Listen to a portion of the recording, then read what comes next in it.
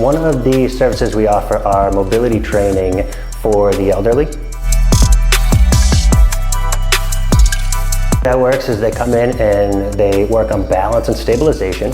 So we program a workout for them that allows them to increase their strength and help them regain their balance that they had lost from becoming older. For instance, people that had difficulty tying their shoes can now get up and do that much easier. One of the things we don't want, and one of the things that's really common with people as they get older, is your muscles get tighter, and with that, pulls, injuries, strains, and things of that nature tend to happen a little bit more.